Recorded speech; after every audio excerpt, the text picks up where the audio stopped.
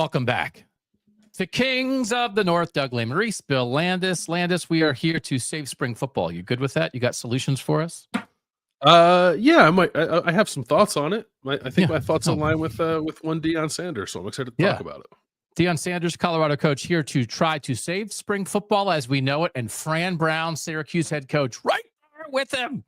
Deion, we're coming. We'll talk about that to start the show. And actually, I think, having researched this for our 28 Northern teams, I actually think the death of spring football has been slightly exaggerated because Matt Rule, the head coach of a place that is one of the 3 or 4 programs in the country that actually draws people to a spring football game, was like, spring games are dead. And everybody was like, they're dead. Matt Rule said they're dead. They're not that dead. And I know, like, ESPN did a story. I think this is like 19 teams are not having spring football games, but there's like a swath of teams that kind of have not really been doing it anyway. And I think maybe Bama and Oklahoma and LSU and some Southern teams, we don't care about them. I think they're not doing it. But actually, Landis, I think it's perhaps exaggerated. Were you aware of that? Or did you just think to yourself, well, Matt Rule said it, it's dead. It's dead. No, it definitely felt like that in the moment, that Matt Rule like kind of killed spring football. And I was on alert for that to set off just like a domino effect of everyone across the sport saying, you know what, we're not doing this thing. But that seems to have not happened. So I think it was a little overstated. I think it's in an interesting spot, and we have to rethink spring football a little bit. But yes. I don't think spring football and or spring games are entirely dead just yet. Yeah. So by my count, I have 14 of our 28 games, 28 teams, sort of like just playing spring games as always. You know, you look on their website and it's like, it's our color versus our other color, and it's a thing, and they're still right. I have 7 that are doing something, that are maybe going a little more festival. And you know how I like a festival, Landis. It's like, if you can give me a little football, but also possibly cotton candy at a bounce house, I am there. Adult bounce house, I think, is where this winds up for people. And then I have 7 in the North that feel like they're not going to do anything, but actually a bunch of them kind of never did it before anyway, because they just weren't going to have the audience for it. So it's not as desperate. So we're going to do that. We're also get here. If you're not, this is hard when I'm talking live to people. I'm talking to some of the audience live, but a lot of the audience not live. So I'm talking to the live audience right now. Get ready, because we are going to involve the live audience more than we ever have before, Landis, because we have a bracket. We are starting our most important northern people for the 2025 college football season. We have 4 regions. We have 16 people per region. It's a 64-person bracket. We are going to do 1 per show for the next 4 shows. And we're going to work through the whole bracket in the course of a show. And we're going to vote here. So the way we're going to do this is the second part of the show today. We're doing quarterbacks today. We split this up. I created 2 regions. You created 2 regions. You do not know what the quarterback region looks like. This is my handiwork. So we are dropping the bracket on your head and on the audience's head at the same time. 1 through 16 seeds. And then we're going to go through 1 versus 16, 2 versus 15, 8 versus 9. Then we're going to go to the second round, right? And we're 4 versus 5, 3 versus 6. And we're going to do the bracket. And you and I are going to vote. And if we split, the audience is the tiebreaker. So we need the people live in the YouTube chat to just voice their opinion on this stuff. It's not going to be scientific. It's going to be vibes, not necessarily like the first vote in, but if there's like an overwhelming thing. We're also aware of that maybe the fact that we have more people from some schools than others. So we're not just going to lean to the school that maybe if there's more Ohio State fans, it doesn't mean we're just going to have Ohio State win every tiebreaker, right? We're going to take, right? Are you excited? This is the middle part of the show, quarterback bracket. We'll get to a coach's bracket, offensive player who aren't quarterback, defensive players, future shows, starting with QBs. Are you fired up? I am fired up. I'm also eager for you to like set the tone on what the seating should be, because I have my brackets. I have the people who I want in the brackets done. I'm still playing around with the seating a little bit. Yeah. So you were going to be able to, I think, set the agenda for how we seed these things. Okay. So, yeah. It's most important to me. So, and there's like two things that play there. One is your individual excellence, right? So, and the other is how you contribute to winning to a Northern team that could really matter. So, for instance, Donovan Ezaraku from Boston College last year, if we had done this after the season, and maybe we should, and we had the defensive player bracket, it wasn't that Boston College was a great team last year, but Donovan Ezaraku was near the top of the nation in sacks. He was a force. He was fun to watch. He won games for Boston College. He would be a high seed to me, even though Boston College was not competing for a national title. Sure. And also, like last year, given how things went, right? Like Will Howard at quarterback for Ohio State would be a very high seed, but so would Shadur Sanders, right? But so would Dylan Gabriel. So would Drew Aller. And it's how your performance matters. It's not best. It is not best. So we've already done some versions of who has like the best quarterbacks. I'm talking about like guys. And to me, a lot of this, Landis, is like what your ceiling and your floor is and how much variance there might be in your play and how much that variance affects Northern football. How you and I talk about it, how our audience absorbs it, and people who aren't fans of that team's going like, man, I paid attention to that because this dude mattered and it affected his. That was a long explanation. I think it's good. I think we need to set the table. You've done that. I like it when it's like we do a 90-minute show. First 30 minutes of the show, explain the show. Exposition, baby. People love exposition. Middle 30 minutes of the show, do the show. Last 30 minutes of the show, reflect on the show. Hey, what'd you think of that? How was that show? Right? It's like that's what they do on HBO. It's like previously on, right? Mm-hmm. So you get like a couple minutes of that, then you do the show, and then afterward, I don't even know. Do you want the director and the stars and the writers of the show to come in after the fact and be like, this is what just happened in the episode that maybe you didn't understand? And a lot of that to me is like, if I didn't understand it, I don't want you to explain it now. I want you to do a better job during the show of letting me know what's actually going on. Sometimes afterward, I'm watching the show. This is mostly a Severance conversation. After the show, the writer's like, oh, this is the internal, this is the showdown that everybody's been waiting for. These characters are finally going to meet. And I was like, I wasn't waiting for that. Was I supposed to wait for that? How did I know? There was nothing that happened in the actual course of the show that informed me to the idea that a major character meeting was about to take place. But in your head as the writer, you were like, oh yeah, wait for this. That's a failure by you. Don't explain your show to me 5 seconds after it ends. I haven't watched Severance, but I do have that experience, as I'm sure many others did, with the latter seasons of Game of Thrones and the spinoffs since then. They started to do that. And it's like, I got, and that's confusing, right? There's a lot of storylines. There's a lot of people. You don't even know where stuff is on the map. But I had no interest in it because I'm with you. If you didn't do a good enough job explaining that to me in the 54 minutes you had to do it, then write better. I don't have the time to write better. I don't need to watch your post-game show. Welcome back to the KOTN postgame, where we talk about the show that we just did and explain what we meant to do, even if you didn't understand it in the moment. KOTN postgame, immediately after every single KOTN episode. YouTube better. Also, we're going to talk a little hoops, football. I like this crossover. You don't, and the audience doesn't. So we moved it to last. Just looking out for the audience. Yeah. I had the football crossover first, and Landis was like, last year, nobody watched that show, so let's move it to the end. And I was like, I cannot argue with that. So we have a couple stats there. We're going to let people know. The audience, everybody, go tell your friends. You got to get in live on the show. We're going to vote in a bracket. Let's start with saving spring football. This is what Deion Sanders said. He wants to bring in an opponent. This is an NFL idea. Bring in another school for a couple practices and then play like a scrimmage against them as a form of a spring game. He said this as Colorado started spring football the other day. I think the public will be satisfied with that tremendously, Sanders said. I think it's a tremendous idea. I've told those personnel who should understand that's a tremendous idea. So, like, he is all in on this. They also I love that quote. I've told people how good my idea is. I relate to Deion a lot. There are things Deion says, and I'm like, yep, that's exactly how I would say that. I have a great idea, and you need to understand how great it is. Welcome to Colorado football. Welcome to Kings of the North.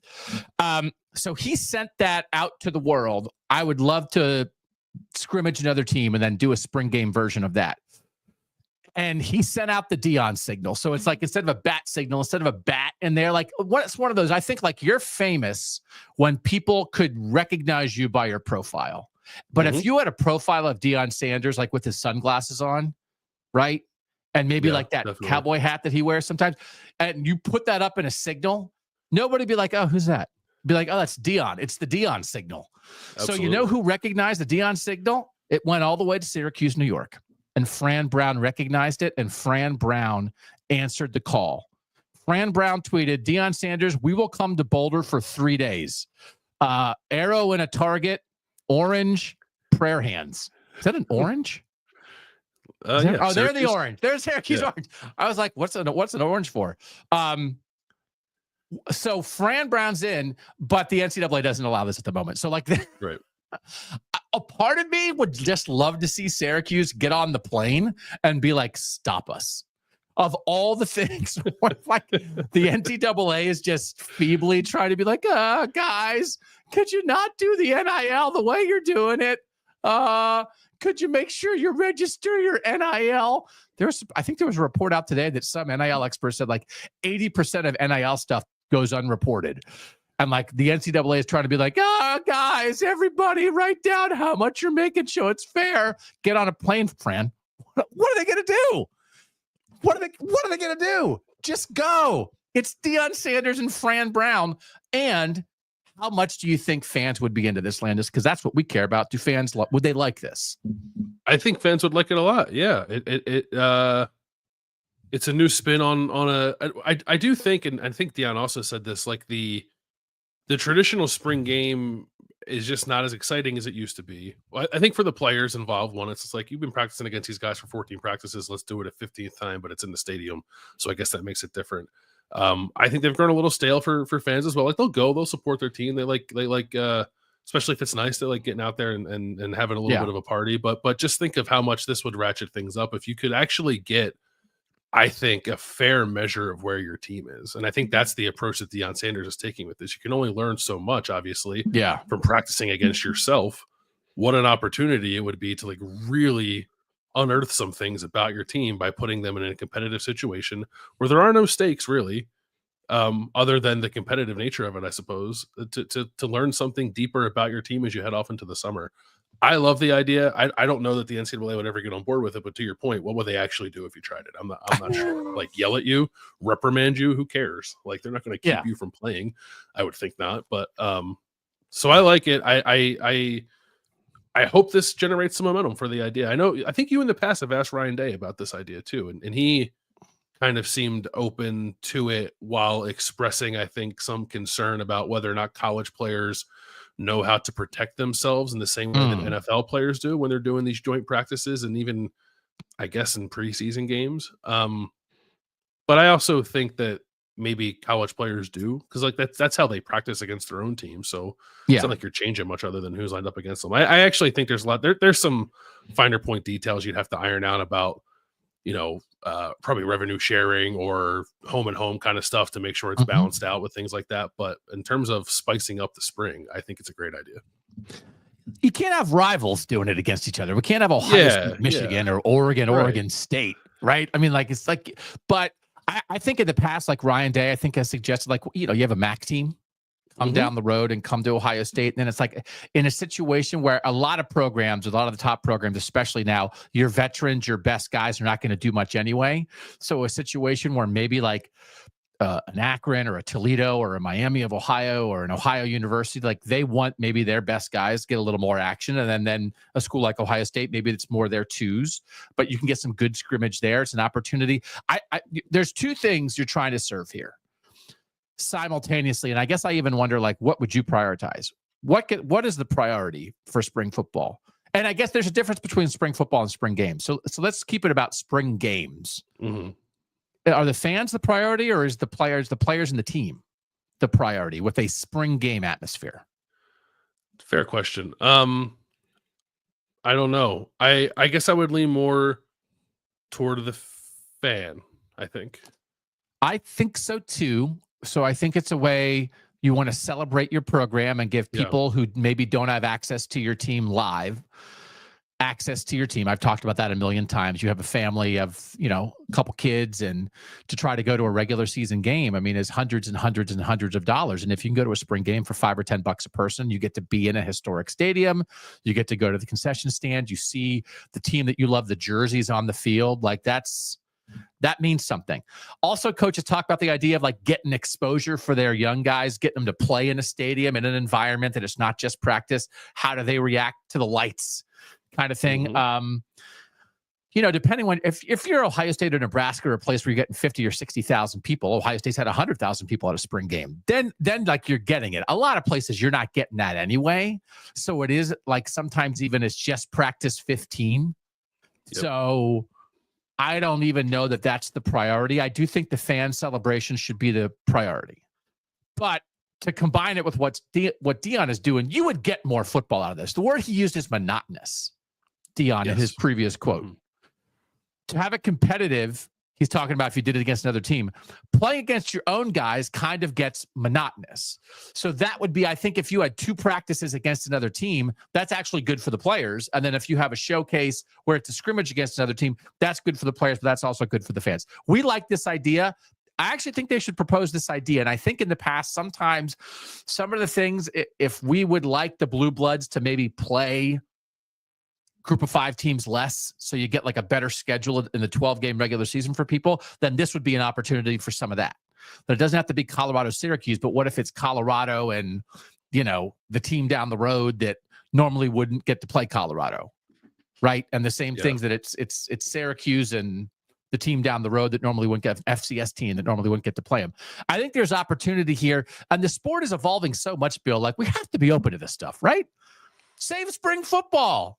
I have a sign, save spring football. Do you think it needs saving? Do you think it is teetering, both in terms of a lot of it is the season went later, right? The idea that like, man, the season just feels like it just ended for some teams and we're already doing this like in March. Why are we doing this? Save spring football, both for the players and the fans. Is it on the brink of something here? I think it is, yeah. And the sport is probably changing too much for it to remain as is, both kind of like where it lands in the calendar, but also maybe how it's structured. I think those are fair concerns for coaches. We're going to talk about the other concerns in a minute, but I do think those are valid. Like the season now stretches to almost February, and then some teams start spring football in February. It's kind of insane that's what the calendar is at the moment. Like a lot of things with the college football calendar doesn't make a whole lot of sense. So I think as we've known it, yes, it is. Probably past the point of saving in that regard, but salvaging something I do think is important. One, because it's like for the development of players, I think it matters. These are still like young football players who I think need these extra practices, and I do think it's worth keeping in mind for the fan base for all the reasons you laid out. I guess with this particular proposal, you are eliminating. Like Syracuse fans, I don't think would travel to Boulder, right, to watch a practice, right? So you'd have to, I guess, have some kind of return on the table.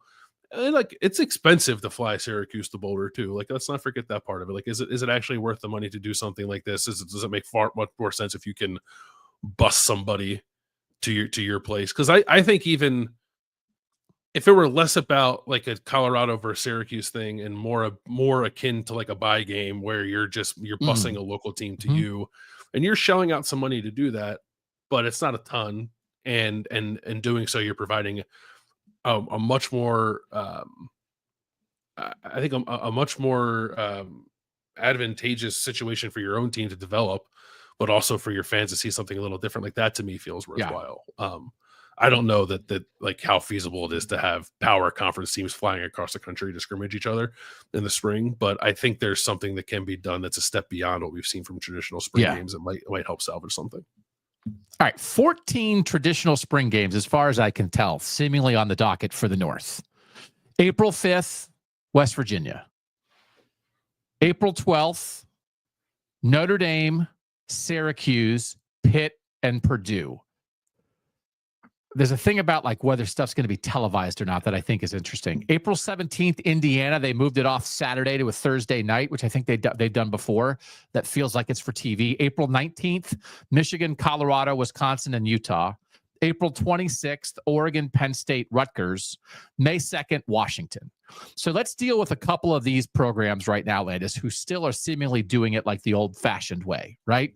Mm-hmm. Notre Dame is still planning like game on Peacock, right? This is going to be televised. This is like going to be a thing. Syracuse, I think, is not going to be televised this year.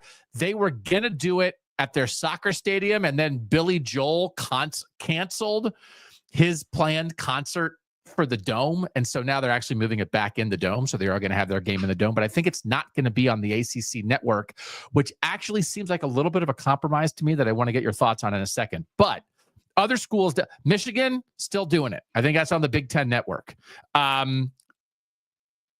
Oregon, Dan Lanning said as long as he's there, they're doing spring games.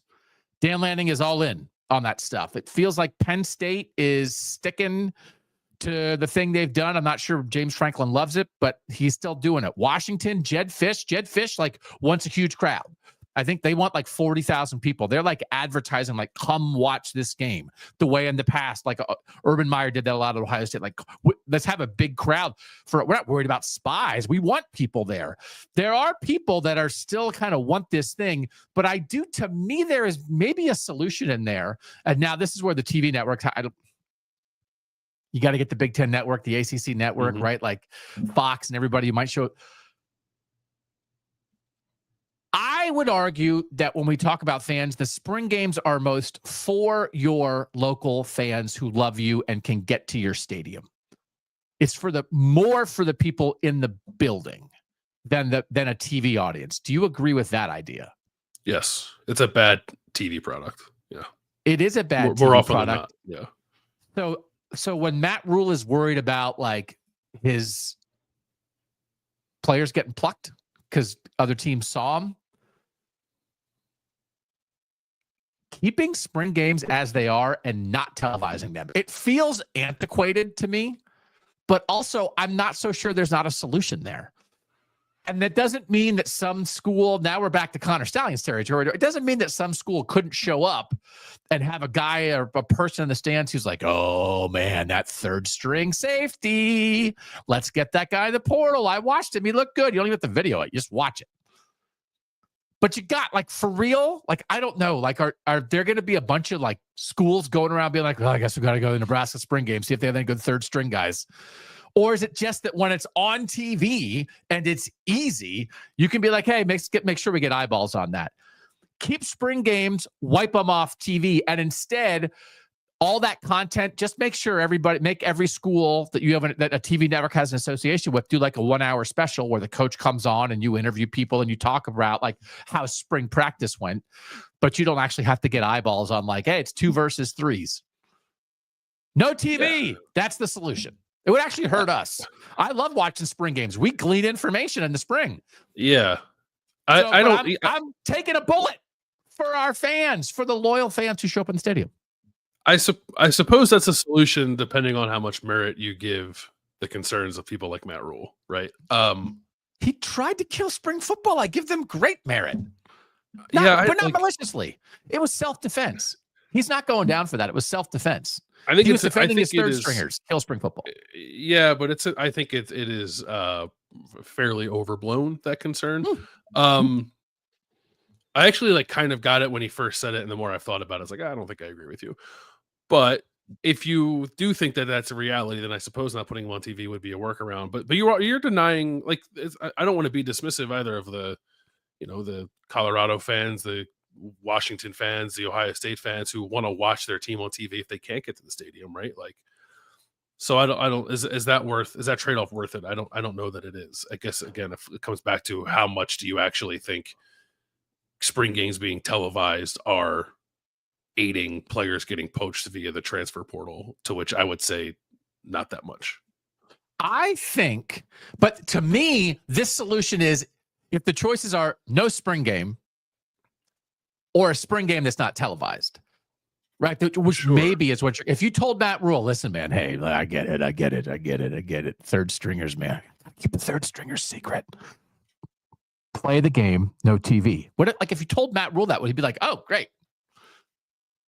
Spies No, I can't just don't. sit on their couch. I think he just doesn't want to have a spring game. But you don't think the spies? You don't think it's spy driven? Because there is like what spies? You know who the spies are? You know who the spies are? The players who have access to their own practice film, who are actively shopping themselves at every moment. There's not a network, espionage network here that's taking down college football programs. It's players looking out for themselves. And agents. Guys, let's go out and have a great practice today. Just not too good. Let's not practice too good today. Right? Hey, you third stringers, don't flash. No flat. No, just like kind of go through the motions. And we'll try to be good by the middle of October because we don't want anyone to get stolen. That's the secret of this show. We don't want the show to be too good because we'll get scooped up and taken away. All right. I have 7 teams doing something in the spring, and this is a amorphous categorization, and I apologize. Nebraska, Michigan State, Ohio State, Maryland, Kansas, BYU, and Cincinnati. Cincinnati's doing like a festival thing. They're like bringing in other sports. They're doing like cool stuff. Very much a festival atmosphere with a football like practice as part of it. Kansas, I'm not exactly sure what they're doing this year. This is what they did last year. Much more a festival atmosphere. This is what Ohio State has talked about. Ryan Day at the start of spring practice on Monday was like, or like last week, I guess, was like, I actually don't know exactly what we're going to do, but they're calling it a spring festival, not a spring game for Ohio State. So, and Nebraska is calling it like the Husker Fair. Is this called the Husker Fair? Husker Do. It's the Husker Do. It is the Husker Games. Will take place on Saturday, April 26th. So, like, they're doing something on the football field. The Huskers will feature 7-on-7 games and skills competitions similar to the Pro Bowl. Nebraska Greats of the Past will also participate in various skills competition. And then there's going to be a women's flag football game as part of that too. And then like Nebraska volleyball, which is a huge product, is going to like play a game in the evening on the same day. So like it's not that they're getting away from the game, but they're not doing nothing. Some of these other schools, Maryland, Michigan State, it feels like they don't know exactly what they're doing yet. And BYU has an idea that we can talk about in a second. They've been doing an alumni game. Like they just kind of finished spring practice and then they have like an alumni flag football game, which actually is pretty awesome. Where are you on festivals? Where are you on alternate ideas that there's a celebration of the football team, something for fans to attend that is not really about the current football team scrimmaging each other? I'm actually in favor of it. I think too, because if you want to be honest about spring games, I don't know. It's a great opportunity for fans to get into the stadium, as you said, to reconnect with their team at a time when you know the offseason could be otherwise at a bit of a low point. I don't know how jacked up fans are to watch the third stringers tackle each other and not throw the ball, right? So if you can like eliminate that portion of it and still have a reason like for people to come together and like let your popular star players do something that's a little fun and kind of cool, I'm in favor of it. I guess maybe I wouldn't hate it if like you could do 15 practices and then do that. Like I don't know that I would want like that to take the place of the 15th practice necessarily. But if you're just gonna like play 7-on-7 and have a carnival and do some fun stuff, like do your 15 practices, end on a Friday, and then do your festival on a Saturday. Yeah. Cincinnati on April 12th, it's the all-day spring showcase, including an open practice at Nippert Stadium that begins at noon. Will be preceded by a tailgate for season ticket members featuring special guests. And then they're also going to have a baseball game at 3:00 and some other stuff going on. So like a festival kind of atmosphere. BYU is on. I do like the idea of involving other sports, by the way. Just like if your campus footprint allows it, like I think it's a cool idea. Ohio State's done that in the past. For a while, they would have like a lacrosse game in Ohio Stadium before the spring football game. And I think that's a great use of like, we have football fans who maybe are not as exposed to all these other sports. Let's expose our other sports and give them a chance to maybe get a bigger crowd than usual. And then you celebrate everything. BYU has had an alumni game for a couple years. It's a flag football game. I think this is the 4th year of it. Last year, Steve Young showed up and threw a couple passes. But otherwise, they have like a group of former players who say they're going to play, and then they have a draft. And they draft the teams and they play flag football. And it's like 7-on-7, so maybe your linemen don't get as much love. But like when you think about this kind of thing, are the current players involved in that too? I think it's just alumni, and that BYU just kind of like does 15 practices, but then the thing that people get to watch is an alumni game. But I think like to throw an alumni game in the mix. So part of this is, for instance, Cincinnati's festival includes an open practice. Come watch us practice for the last time. So I think you could include an open practice that's not a game. But then I think if you have all these other things, I love an alumni game. Who wouldn't love an alumni game? Any of our 28 fan bases. Yeah. And I think any of our 28 fan bases would get enough players who would want to come back and toss it around. And then I also think some of the schools do this. You include some kind of autograph session. I think there was a time that was a little perilous, but like I think you could swing that too. Maybe that. Now it might be more perilous because players are expecting to get paid for it. But I mean, I'm not so sure. I mean, so part of this, and so let's go to the other graphic real quick here. No spring games, as far as I can tell. It's the kind of no spring games, and it's just like no festival planned. Boston College, which I think just said like they used to do it, they're not doing it.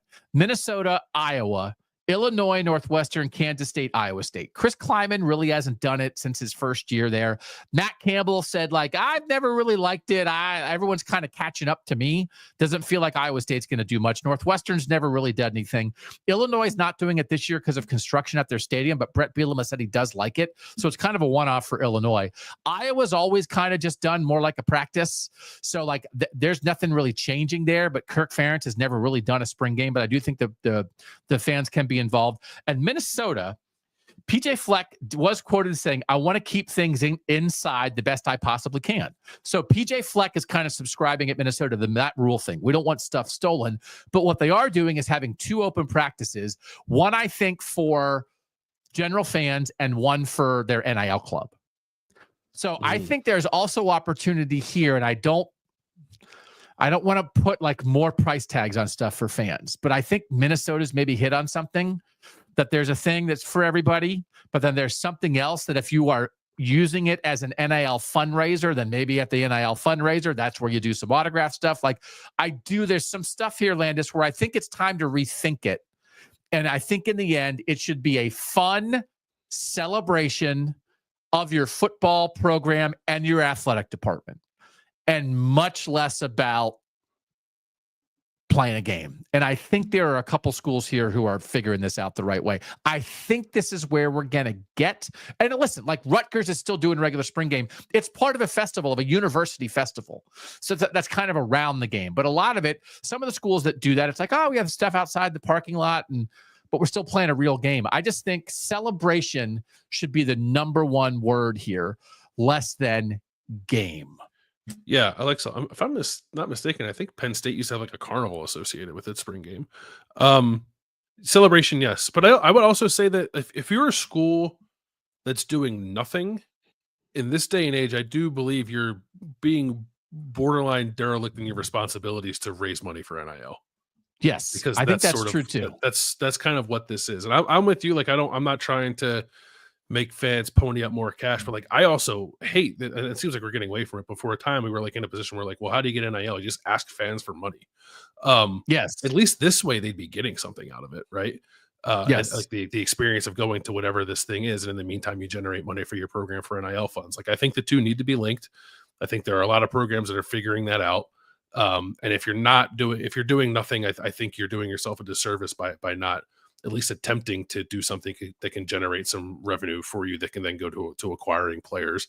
But I think central to all of that should be like a celebration of your program and your fan base. And that's the balance that these teams should probably seek to find. It's less like, come watch us practice is great. I know there are a lot of fans that will be very into come watch us practice. Maybe it can be a combination of come watch us practice and watch us do some fun stuff too. But it does need to be rethought. It needs to be reimagined, I guess, whether that's Deion's grand idea of scrimmages, which is great, but maybe not all that realistic, to something like what BYU's doing, or I'm eager to see what Ohio State's is, because it's a little like under the veil right now what they're planning. Ryan Day says like they want to play some football, but they're not going to play as much as they used to. So like, what are they charging people for then? I guess is my question, right? Because it's not free. Like the price tag is still the same, but we know the game's not going to be. So what are you then paying for? I want to continue a Fleck quote here. As college football changes, we have to continue to adapt as a university as well to that change.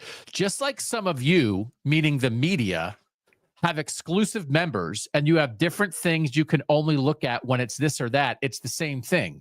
Yep. We want to be able to urge and create more people being a part of Dinkytown Athletes the best we possibly can.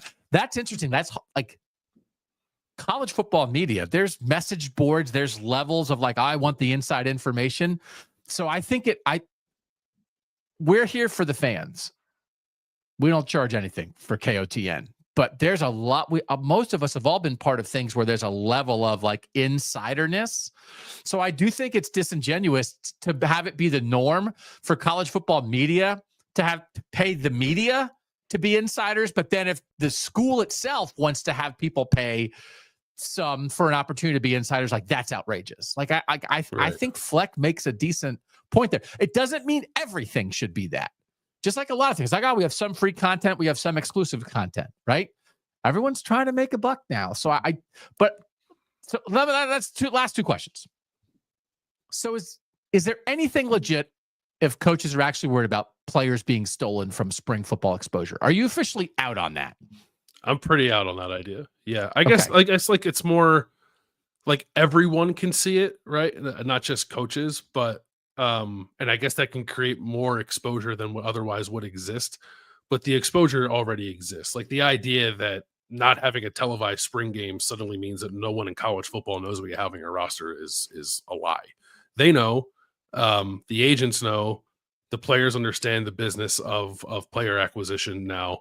And I have the ability to access their practice films, like I said, and shop themselves around if they see fit. So like, not having a spring game, I think that will do nothing to stop players from leaving your program if that's what you're afraid of. Like I don't think there's any correlation between the two. This is not a time for a full-blown discussion on this. Again, there's still parts of what happens with the college football calendar that are of the old era, but so much has changed. Not everything has changed. So many guys enroll early now in January because they want to be part of spring football. Then it's like, everybody else enrolls like in June. What if we just got rid of spring football and made it like summer football? And so the season ended, you had more time to work out, you could do all this stuff, but you're not practicing football. Maybe you're doing some individual skill. Like we put the summer activities when you could do 7-on-7 and that kind of stuff.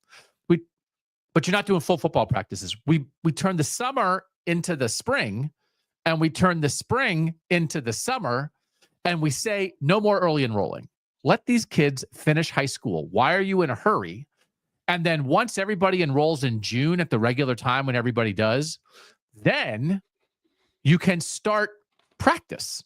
And you can do like maybe 15 practices, then take a couple-week break, and then start your preseason practice. I think there's a way. I just think it's weird that like we're in 65% of the things we're in the new world, and in 35% of the things we're like still reacting to a world where guys used to go home in the summer and work construction jobs. And so it's like, well, you couldn't have practice. Like, what are we doing? Everybody's here year round. But I think we can still make a better calendar. Maybe that's an off-season show of the full, brand new, from January 1st to December 31st, better college football calendar. But I think there'd be some opportunity here. And then it's like, hey, we have like a spring, we have like a summer festival in the end of June or whatever, like on July 4th for our fans or whatever. Like, why does that have to be in April?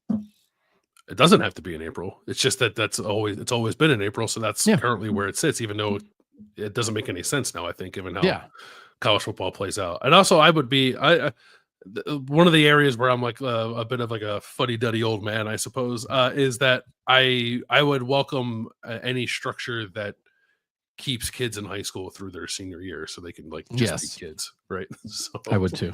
Yeah. Okay. Did we solve it?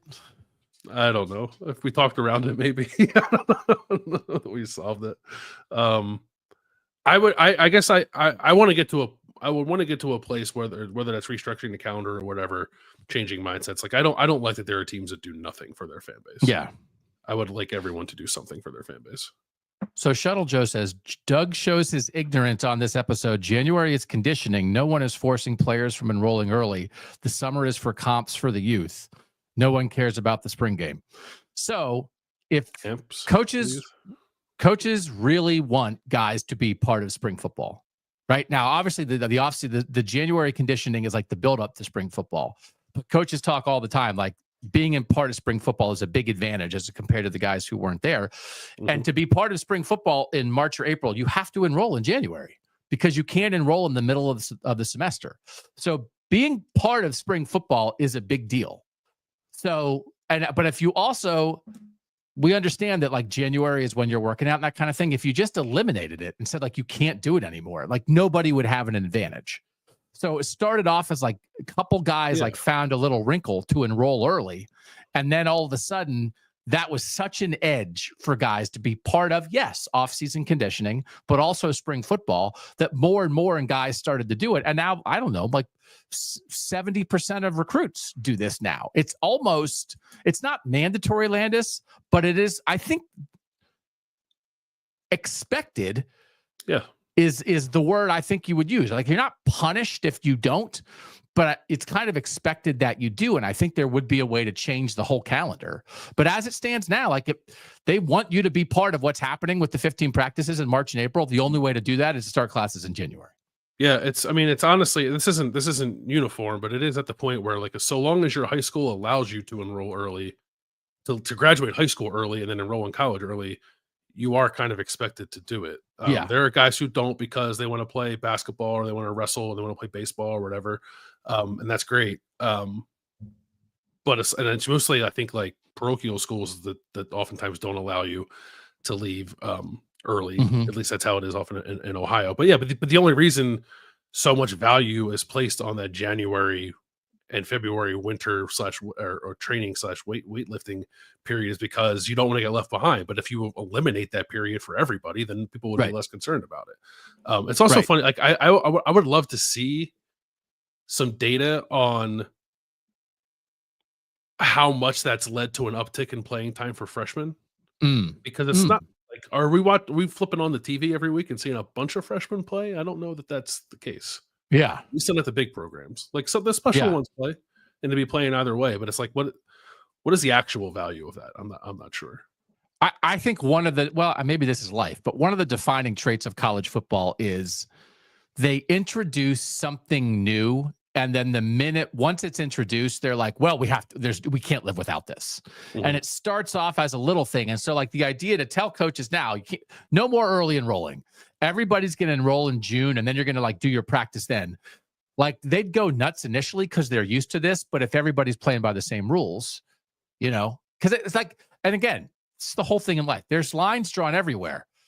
You can't enroll a guy when he's 15 and have him do your weight conditioning with your strength coach for 4 years to get him ready for when he shows up as a freshman, right? Mm-hmm. Like that's not allowed. But if one guy figured out a wrinkle, it's like, I started coming here when I was in 7th grade and I worked out with the strength coach for 5 years. And then by the time I was a freshman, I was so far ahead. Then every head coach would be like, well, I guess we're having 7th graders come to weight training. But they don't allow that. So you're allowed to make rules and draw lines and have no exceptions to the rule. It's just, this is where they have, like RK says, someone would sue the NCAA if they set a rule. It's like one of these things, again, you can make rules. 12-year-olds can't play college football, right? Like right. There are things that you do. So I don't know. I don't know. There's things that we do just because we've always done it that way. There's things that we do because you're worried somebody's going to sue you. I don't know. You can find things that are for the betterment of everybody involved. I would at least try to do it, which again, foolish. We're talking about the NCAA. Things for the betterment of everyone involved. That is not in their charter. Okay. No. When we come back, you ready to bracket? I'm going to drop a bracket right on your head. All right, chat, people, be ready. If Landis and I agree, we won't go to the tiebreaker. So I don't know how many times we'll disagree. We're not going to disagree just for the sake of disagreeing, but we will unveil our 16 quarterback Northern bracket next on Kings of the North.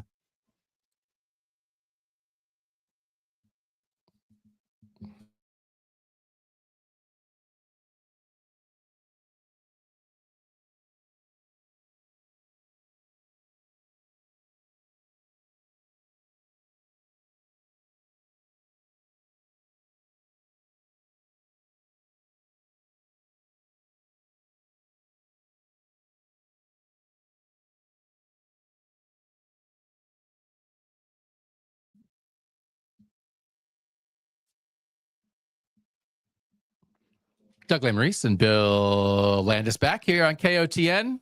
Doug and Bill, how we do it every week. Like, subscribe, tell a friend. Thanks for being part of Kings of the North. All right, here's the bracket, Landis. Most important person in Northern college football.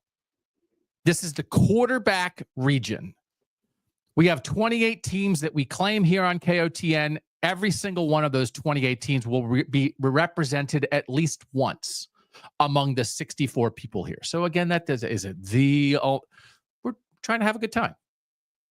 But this is like, I think like impact, excellence, variance. Like how much could really matter. Ready for the bracket. Let's go. Let's unveil my 16 seeds in the Northern quarterback region. Top seed is Avery Johnson. God, this bracket looks good, Mike. Look at you. Yeah. Like a freaking champion you are. If you're listening back on a podcast, just go find the YouTube thing real quick. And just so you can look at this beautiful bracket, we have the logo and then everybody's face. Avery Johnson of Kansas State is the 1 seed. He's matched up in the first round with 16 seed Dylan Lonergan of Boston College, who is the Alabama transfer that I think could be on an Eli Holstein path if he wins that job at Boston College as a former 4-star at Alabama. What would that mean? We then have the 8-9 matchup. It's Mark Gronowski of Iowa against Jake Retzlaff of BYU. The 4-13 matchup, it's Julian Sayin, the expected starter at Ohio State, against Aiden Childs of Michigan State, back for year 2 as a starter. The 5 seed is Bryce Underwood, the freshman at Michigan, maybe underseeded, but I don't know that we're expecting to be the day 1 starter with Mikey Keene there. So he is the 5 seed, and this is a really good matchup against Devin Dampier, the transfer to Utah, who has a chance to reshape Utah football this season. Other side of the bracket, the 2 seed, Dante Moore from Oregon, the expected starter there. Younger guy, not as experienced as Bo Nix and Dylan Gabriel. What will that mean? The 15 seed is Preston Stone of Northwestern, the transfer from SMU. Peyton Ramsey a couple years ago really hit at Northwestern and made them good. If they get decent quarterback play, that could change what Northwestern is this year.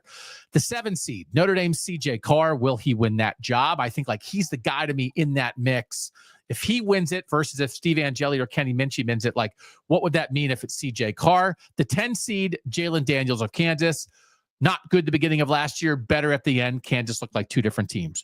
Drew Aller, Penn State, the 3 seed. Maybe some people thought he'd be the 1 seed. He's against Damon Williams from Washington, the 14 seed, taking over as a starter there. And the 6 seed, the transfer from Cal to Indiana, Fernando Mendoza, against the 11 seed, Dylan Raiola of Nebraska. Landis, let's start with your reaction to the bracket. Again, this is Chris P. asking, how are we defining important?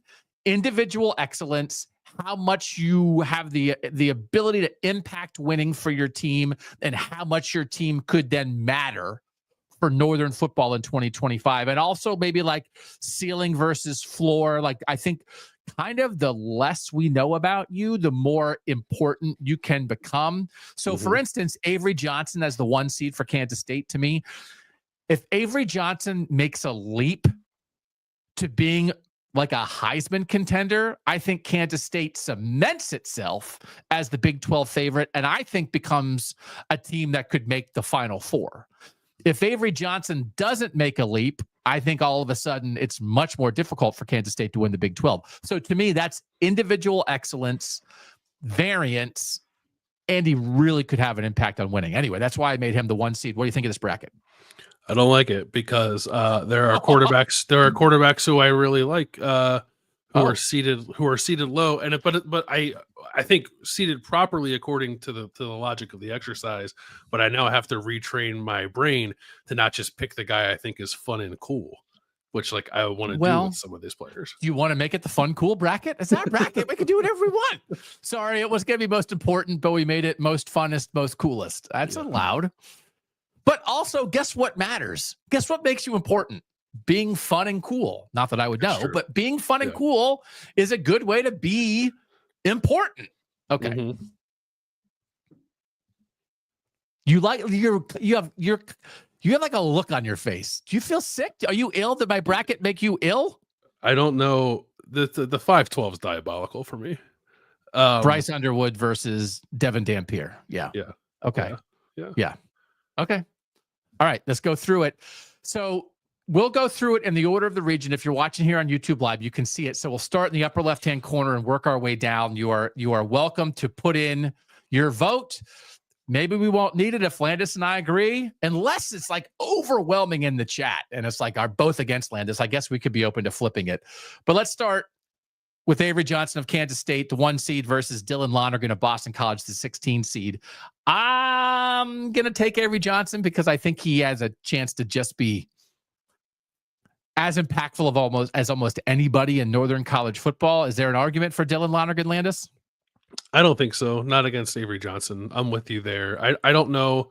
I'm interested to see how it plays out at BC, whether it's going to be Grayson James or Dylan Lonergan.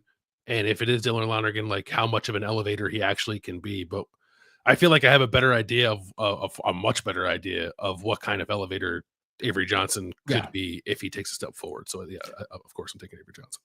Like this to me is the thing. It's like, what if Dylan Lonergan is Eli Holstein, and Eli Holstein last year helped Pitt start 7-0 and be a team that was ranked like in the mix? Could they win the ACC?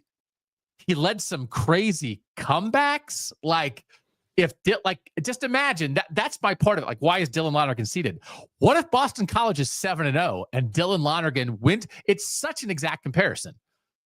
Nate Yarnell was expected to be the starter at Pitt. Eli Holstein, a 4-star from Alabama, transferred in, won the job in August. Grayson James is expected to be the starter at BC, returning starter. Dylan Lonergan, 4-star from Alabama, comes in from Alabama as a 4-star. What if he wins the job and Boston College starts 7-0? We'd be like, part of the definition for me is how much might we talk about you? If Boston College is 7-0 and Dylan Lonergan's a starting quarterback, we're going to be talking about him constantly. We talked about Eli Holstein a ton during the first 2 months of the season. So that's why it's a pretty strong 16 seed, I think, actually. It's a good 16. Yeah, but I don't know that like the country wasn't talking about Eli Holstein. Yeah. And I don't know that the country would be talking about Dylan Lonergan, but if Avery Johnson's good, the country will be talking about it. I mean, no offense, but the country can cram it. Like, this is our most important Northern guy. Sure, but if you have to, that's a separating factor between these two, though. I agree. Yep. All right, Dylan Lonergan's not beating Avery Johnson. So Avery Johnson advances. The 8-9 matchup. Mark Gronowski of Iowa versus Jake Retzlaff of BYU. It's not only a spring conversation. Gronowski's is out this spring. I mean, he's like coming back from surgery stuff. So like Brendan Sullivan's going to be a quarterback in the spring for Iowa. And like, he's been there, and could he establish himself? But like, we assume Gronowski as the transfer is going to really change Iowa. But also like, if Jake Retzlaff, I mean, how important was Jake Retzlaff in the national conversation last year? And I like what BYU has back. I like this 8-9 matchup. Who are you picking? I'm picking Gronowski because he has the opportunity to be something entirely different from what we've seen from Iowa quarterbacks of the past. And I guess like in this particular matchup, Retzlaff has not done any favors by us sort of like knowing what he is. And there's some mystery with Gronowski as to whether or not his play at South Dakota State will translate to Iowa, but that also makes him really, really exciting. So I think it's Gronowski. All right. If anybody wants to argue for Jake Retzlaff, you better get it in quick. I'm on the fence here, but I think Gronowski is enough of a difference maker that Iowa has been held back by quarterback play. And what if Iowa gets not just competent quarterback play, but good quarterback play? what if Mark Gronowski is Curtis Rourke, and what if Iowa becomes Indiana of this year? Like, that's on the table, is it not? Yeah, for sure. All right. So I think we're going to advance Mark Gronowski as the 8th seed over the 9th seed then. All right. Let's go to the 4-13 matchup. This is Julian Sand of Ohio State versus Aiden Childs of Michigan State. And Aiden Childs' leap is on the table. We have some idea what we think Julian Sand could be. There's so much curiosity around Julian Sand.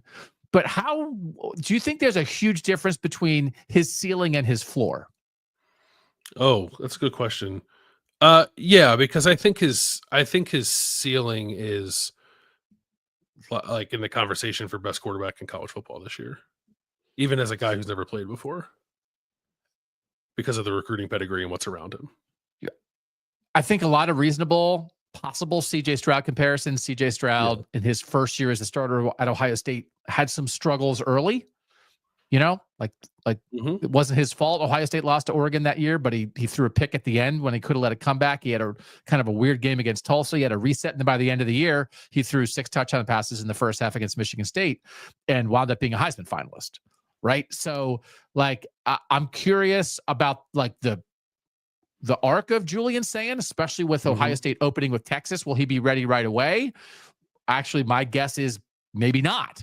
And that there might be some bumps in the first month, but then is he ready by the end to be in a spot to put Ohio State to be competing for a playoff spot again? Like, I think that's very possible. Is there a Child's case here though?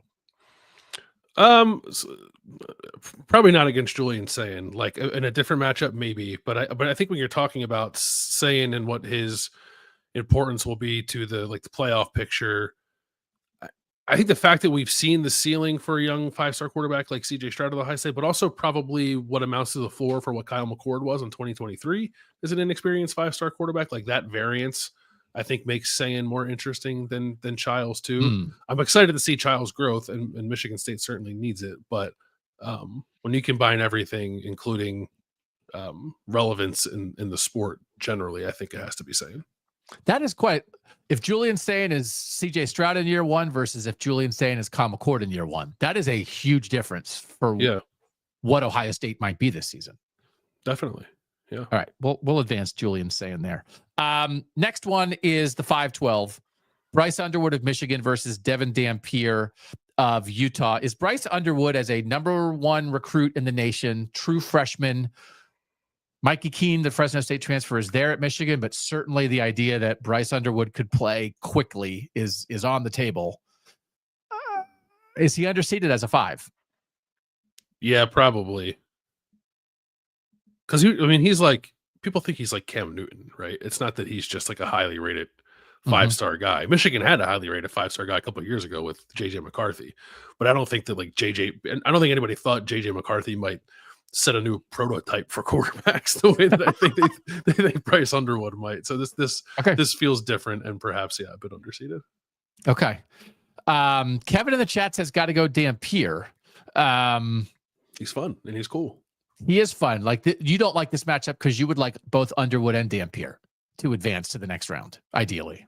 I don't like this matchup because I think it's clear the winner is Underwood, but I want Dampier to be a part of the conversation, and he won't be because of who you match him up against. Yeah, with the Cam Rising experience defining Utah so much for the last several years, both highs and then lows with the injuries. How transformative could Devin Dampier, coming with his OC Jason Beck, could he transform Utah football from what we've known the last 3-4 years? Yeah, maybe. I think so. Like Cam Rising at his best and healthiest was quite good and like won Pac-12 titles at Utah, right? So the step beyond that is like Utah winning playoff games with Devin Dampier. I don't know that I'd go exactly that far with him. The thing that's most I guess you have to assume health. That's been the biggest pitfall for Utah at the quarterback position. It wasn't that like Cam Rising suddenly became bad; he just couldn't get on the field. So I think because it's not from like being in the wilderness, not knowing what even a good quarterback looks like, to suddenly you have Devin Dampier. That's not really where Utah is. I would say maybe not transformative. I don't know if that's the right word for what Devin Dampier would be. Okay. All right. Kevin in the chat votes Dan Peer, but you and I are both going to vote Underwood. So he will advance as the 5 seed, and that will set up a very interesting 4 versus 5 matchup in the next round. But we will advance to the other side of the bracket first. We'll go to the 2 seed Dante Moore versus the 15 seed Preston Stone. I do think, again, I can't get away from what the Peyton Ramsey comparison with Preston Stone, that Peyton Ramsey transferred from Indiana, which opened the door. Like, it was like, oh, Michael Penix is coming. Maybe Peyton Ramsey will get out of here at Indiana. And he went to Northwestern and they won the Big Ten West and made the Big Ten championship game. And there was that stretch there where it was like, well, if Northwestern gets decent quarterback play, like that could be such a difference maker for them. Ben Bryant, like 2 years ago, was kind of that difference maker for them as a transfer from Cincinnati during an 8-4 season. And then last year, their transfer at quarterback, Mike Wright, didn't work out. They went to a young guy, Jack Lausch. It didn't work out. But, I mean, Preston Stone, part of your reason for picking SMU as like an ACC dark horse this past season was because of Preston Stone. And then it turns out Kevin Jennings took his job. So I actually, like, does Northwestern matter? It's like, well, like a Northwestern team that's like a 7 or 8 win team is certainly more interesting than a Northwestern team that's a 2-win team. But Dante Moore at Oregon, like, can Oregon be good if Dante Moore is not really good? And Oregon right now is one of the 7 best programs in college football. So is there any argument for Stone here?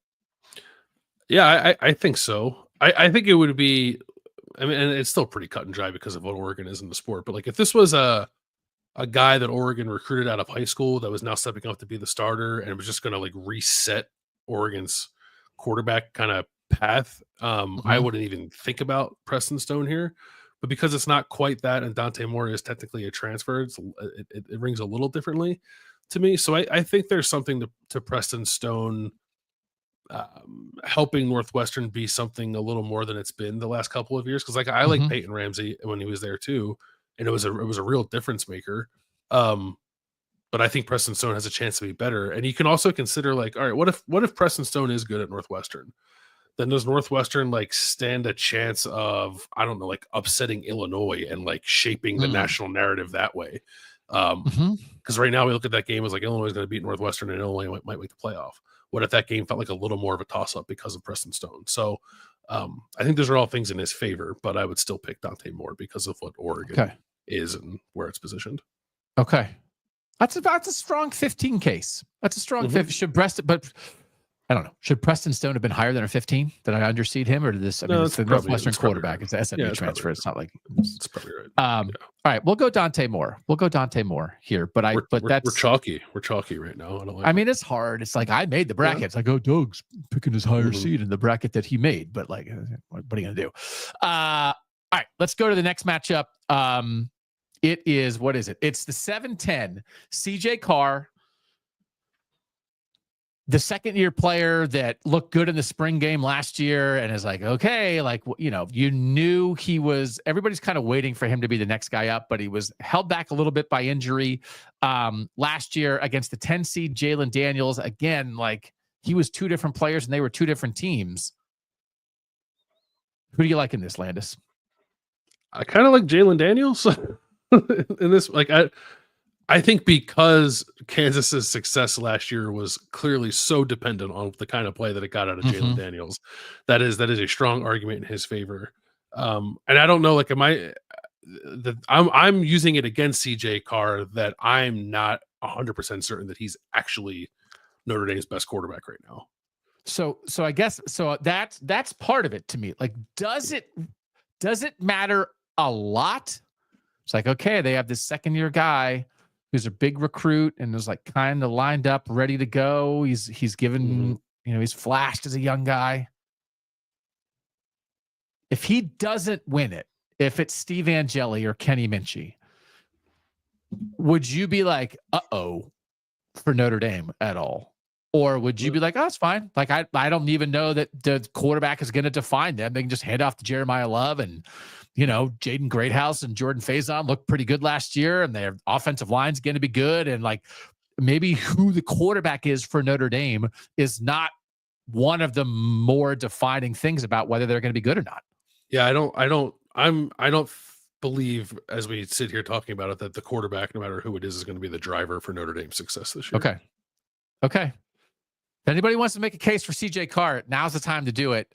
I think I'm going to lead in Jalen Daniels here as well, because I think Notre Dame is really going to matter in the national title picture, but I'm not sure that it feels like they have a very good chance to be okay in probably three different ways. And part of the Carr thing is like, well, we're talking about what Julian Sayin could be as a second-year quarterback. What Dante Moore could be as like his, first chance to start at Oregon. Like, are their ceilings like a lot higher than CJ Carr? Like, CJ Carr wins that job and then is like, oh man, now all of a sudden is Notre Dame a co-favorite to win the national title? I think that's possible. Like, if CJ Carr looks like CJ Stroud, then it's like, okay, oh my God, like Notre Dame's going to be awesome. So I believe that, but I'll also go Daniels here. So we will go Jalen Daniels. If Jalen Daniels is the quarterback that he was in the second half of the season for Kansas, then Kansas is going to win the Big 12 and go to the playoff, right?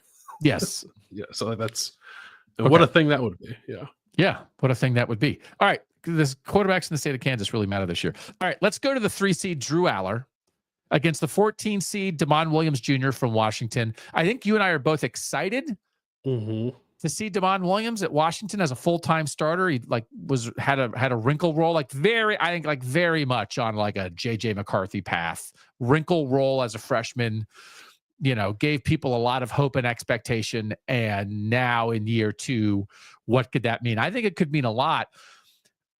Is there a lot of variance with Drew Aller? Like, of course, Drew Aller is going to matter. Penn State is viewed as a huge national championship contender. But how much do you feel like Penn State's hopes are riding on Drew Aller?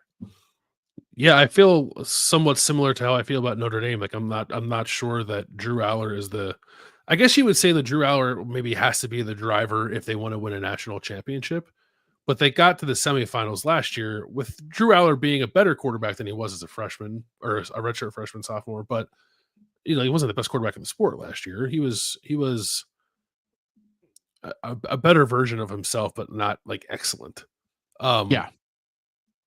And then maybe he would have to be for Penn State to win a national title. So like that feels a little different than the Notre Dame conversation. If the question is like, can Penn State sort of get back to where it was this past season with Drew Aller being the exact same player he was last year? I think that answer is yes.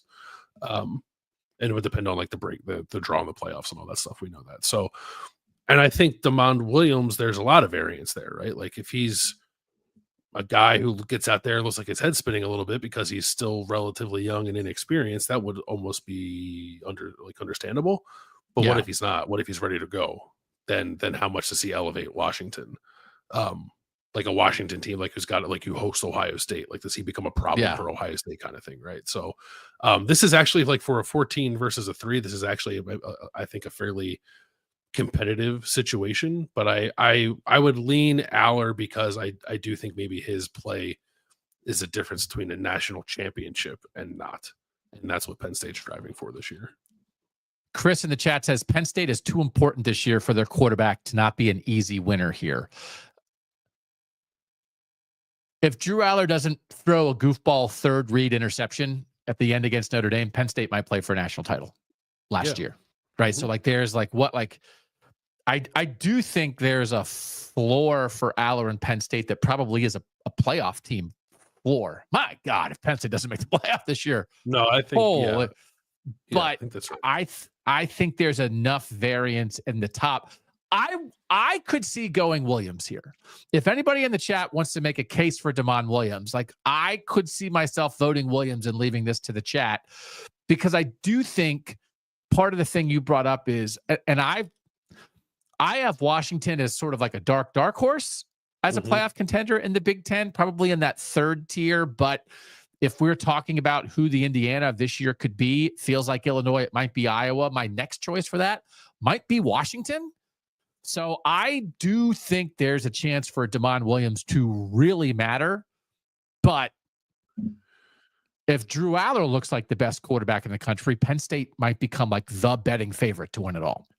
Yeah, I think that's right. And I would say like I'm not anticipating Washington necessarily mattering in the playoff conversation, but it plays a bunch of teams who will. It plays Yes. Ohio State, Michigan, Illinois, and Oregon. And Wow. what if DeMond Williams is the difference in one of those games? Yeah. Strong 14. Yeah. I guess we're going Aller though. We're going Aller. Yeah, I think Chris is right. I think Penn State's too important to not push Aller through here. But by the way, I mean, like there's other regions that are going to reflect the importance of Penn State. Like I don't know that the quarterback region is the place where that is reflected the most. We have a lot of conversations about Penn State to be had in future brackets. All right, last two. The last one is a 6-11. It's Fernando Mendoza at Indiana against Dylan Raiola at Nebraska. Is Raiola underseeded as an 11? Yeah, maybe. I think he probably is, but this is also like a really tough call. Because you're talking about Raiola elevating Nebraska to what it's long wanted to be. Yep. And Mendoza maintaining something for Indiana that would just mean a whole heck of a lot to that program and Kurt Cignetti. Yep. I wouldn't be. They could both be underseeded. Maybe I feel like they should both be. This should be like 6 versus 6. Can we just call them both a 6? Yeah. Yeah. That's how brackets work. So this is the worst thing you can be, and I think I am it, which is super hyped, overhyped for the first year a quarterback starts. And then if he doesn't look like an All-American, being like, I'm out for year 2. When actually the whole thing is, of course, a first-year starting quarterback, especially as a young guy, especially as a true freshman, is going to have a couple bumps. And guess what? In year 2 as a starter, he probably will have learned from all of those things and maybe make a tremendous leap. So I think I seeded Dylan Raiola 11th because I was a little like, I don't know, is he even that good? Right. It's like all he did last year was earn the opportunity to make every freshman mistake out in the open, as opposed to every other freshman quarterback in the country who made those mistakes in practice. So I will, if anybody in the chat wants to make a case for either Fernando Mendoza or Dylan Raiola here, Indiana and Nebraska quarterbacks, I think this is close. Because again, I think Indiana has a real chance to be right back where they were last year. The schedule's going to be a little bit harder, but I think they could be in the playoff race. But that requires, I think, Fernando Mendoza playing at a high level. Curtis Rourke was second team All Big Ten last year, but also I think Fernando Mendoza had a chance to be better than Curtis Rourke. I think he does too. And I'm not convinced. I think that is what clears it up for me a little bit, is that if Fernando Mendoza is good, and it's part of it's too, like looking at Indiana's schedule a little harder than I just kind of assume like, oh, step back, whatever. Like maybe not. To your point, maybe not. And, and there's more back on that roster, I think, than people realize. Mendoza's play then becomes a difference between making the playoff or not. And I don't know if that's true for even like the best version of Raiola at Nebraska.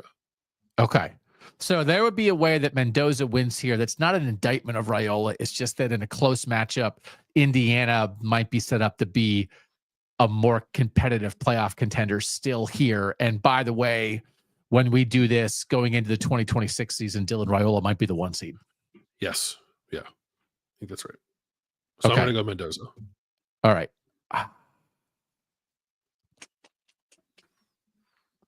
Do you think Raiola could be great?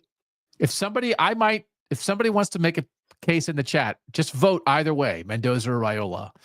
We're open to it. Could Raiola be great? Could Raiola be a Heisman contender? I don't think he's ready. I don't think he's there yet.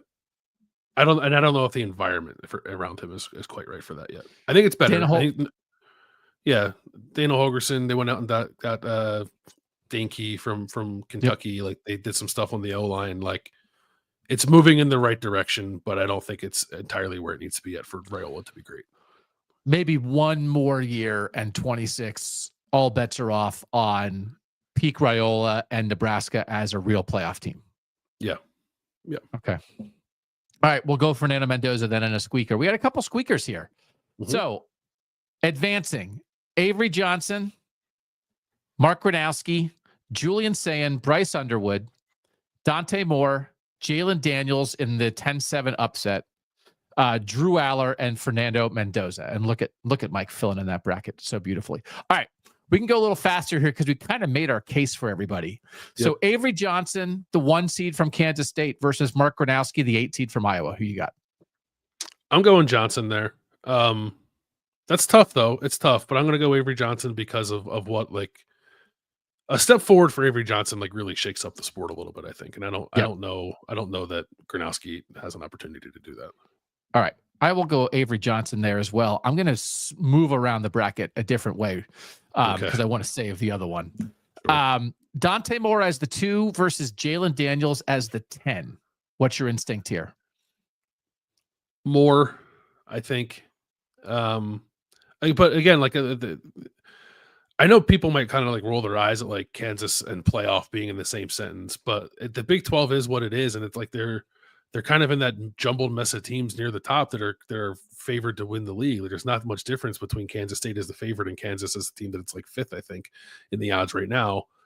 And like, what if Jalen Daniels is awesome? So yeah, my lean is more only because I think Oregon matters nationally, but I also think Dante Moore's development and what he is matters a whole lot for how people might view Oregon as a program. So I'll lean that way because of that. If somebody wants to put in a vote on Jalen Daniels versus Dante Moore, my instinct here is Daniels, I think, because he is. I could be swayed. I could definitely be swayed. He is about as high ceiling, low floor as anybody in the country. I mean, he just was giving the ball away last year in a way that made Kansas non-competitive. And then they beat 3 straight ranked teams when he got it sorted out. And we have some real questions about the skill guys at Kansas, but the Big 12, it's like, oh, the Big 12's wide open. It's like the Big 12's always wide open.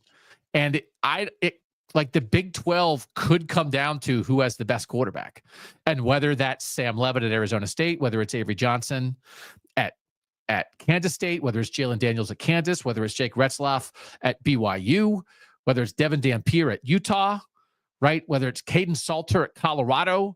Like it could be as simple as that. And I think, does Jalen Daniels have a chance to be the best quarterback in the Big 12? Yeah, I think he does. Yeah, I think so too. I'm going to go Jalen Daniels here. And Kevin in the chat is saying, if Daniels is a dude, it helps them way more. I got to go Daniels. Yeah, I think you guys are both right. I'm fine. I think if I need to change or whatever, but I think it's right to put Daniels through. All right, we're going to have a 10-2 upset there. Jalen Daniels advances. Drew Aller versus Fernando Mendoza. We're talking about sort of like the same idea here. Mm-hmm. But like, Aller is Aller. I think we understand the Aller deal. It's just a matter of, can somebody show they're more important than Drew Aller? Can Fernando Mendoza show that?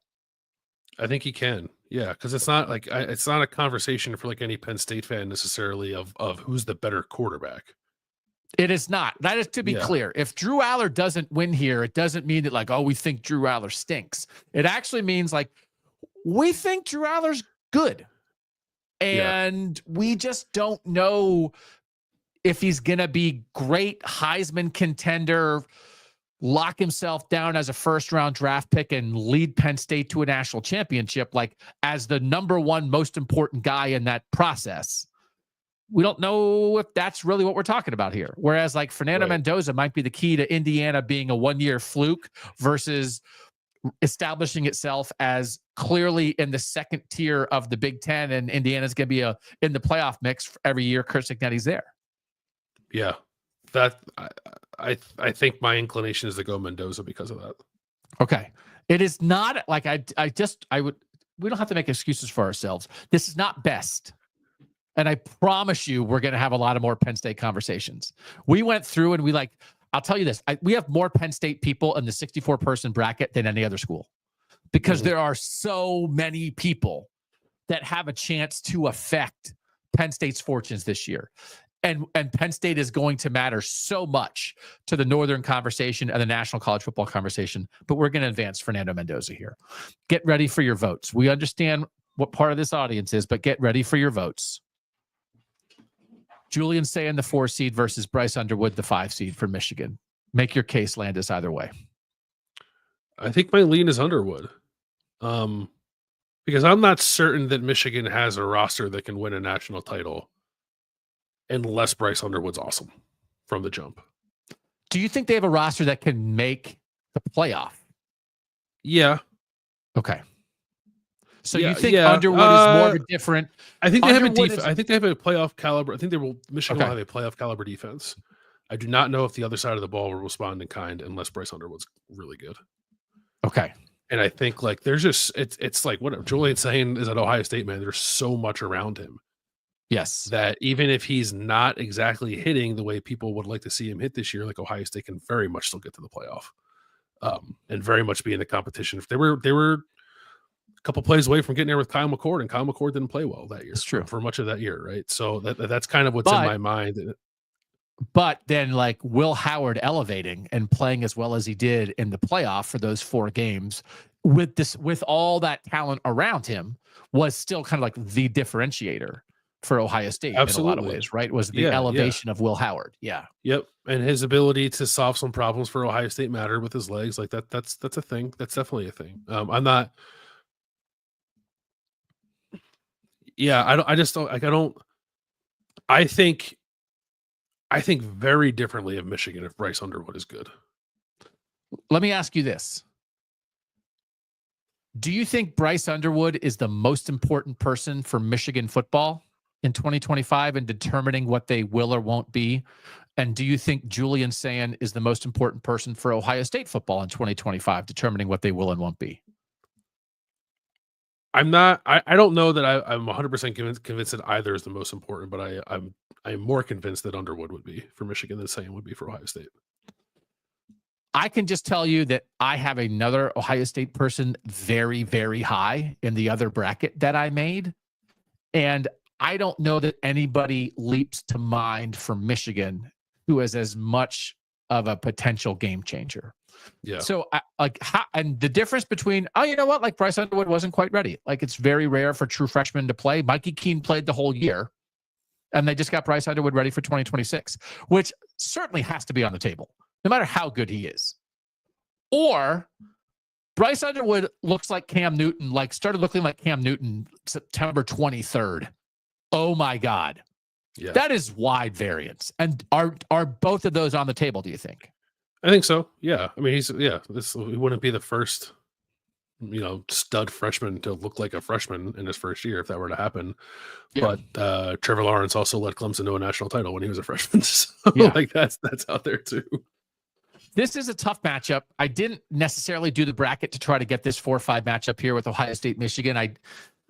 I did really think about like Underwood though. Like, I think maybe some people would have made him the 1 seed, but just like there's just enough of like, I don't know, freshman really, that I moved him down in the seeding. And then we wound up here in a 4-5. But I think my inclination, again, it's not best, but the variance, I think I'd go Underwood. Yeah. I'm with you. I'd go Underwood too. Okay. And the idea of like, is Julian Sand the most important quarterback in the North? Like if he wins the Heisman and Ohio State wins the national title and he got knocked out in the second round of this, it's like, okay, well that looks silly, right? But I just think, sure, is he the most important person on Ohio State's offense, or is Jeremiah Smith more important? Yeah, I would say that Jeremiah Smith is more important. And like, there's no Jeremiah Smith that we know of right now at Michigan. So like, I think we'll go Underwood here. So, okay. Yeah. We will advance Bryce Underwood. That means our 2 Sweet 16 matchups are Avery Johnson, Bryce Underwood, and Jalen Daniels, Fernando Mendoza. Let's do Jalen Daniels, Fernando Mendoza first. My inclination here is Daniels. Like I'm leaning into like the variance of Daniels. They're 2 different teams depending what he is. Is there a case for Mendoza? Yeah, I mean everything we've already said, but my lean is Daniels too because it would mean him being good would be like a different reality for Kansas, and Mendoza being good, while I guess like being like back-to-back playoff contenders is certainly a different reality for Indiana. I don't know that would hit quite as hard as like Kansas suddenly being in the playoff mix. Yeah. Okay. I think it's Jalen Daniels. The 10 seed moves on. So we'll make Jalen Daniels into the quarterback final. And now we have Avery Johnson versus Bryce Underwood. We just made that Underwood case. Is that enough to get by the 1 seed Avery Johnson in your mind?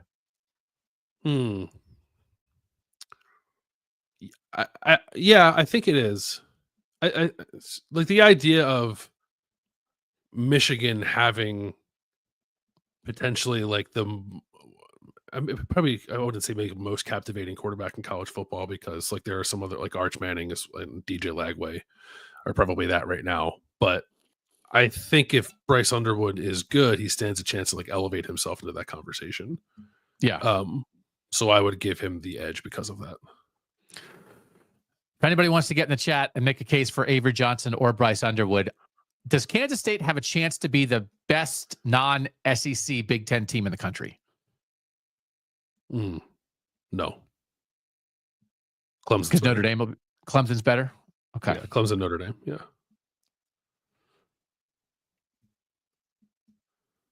If I said that great Avery Johnson could get Kansas State to the semifinals, does that sound crazy to you? No, I mean, without knowing what the draw might be, but that's just like, that could just be winning one game, right? Because if they get the bye to the quarterfinal. So no, not crazy. My instinct is to stick with Avery Johnson here. It's like, again, I made the bracket and I made him the 1 seed. He, you know,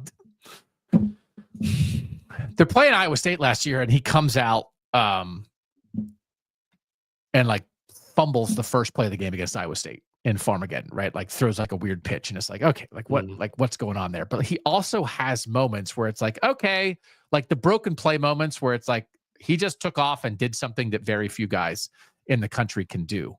I think Dylan Edwards is going to be really good as the featured back at Kansas State. I think they have enough around him. It's like, again, the discussion around like what Lincoln Cure as a true freshman tight end could be. I think Kansas State has a lot of pieces. And if he's awesome, and I would put the percent chance of Avery Johnson being awesome to the point of being the best quarterback in the Big 12 and being at the edge of the Heisman discussion, maybe only at 25%. Is it actually going to happen? I don't know, but I think it could. So my instinct is to stick with Avery Johnson here on that possibility. What would your percentage of Bryce Underwood be? Yeah, I just don't know. I don't know. Yeah, I don't know what my Bryce Underwood percentage is, 10% or 80%. I cannot. Yeah. I cannot get a feel for this, which is why like Michigan in spring football is going to be so interesting. And Michigan having a spring game that is going to be televised, like, oh my gosh, like eyeballs. This is the conversation we might be having around this after spring football. If Bryce Underwood looks like something in the spring game, could be off the charts. Bryce Underwood is the number 1 person in the North.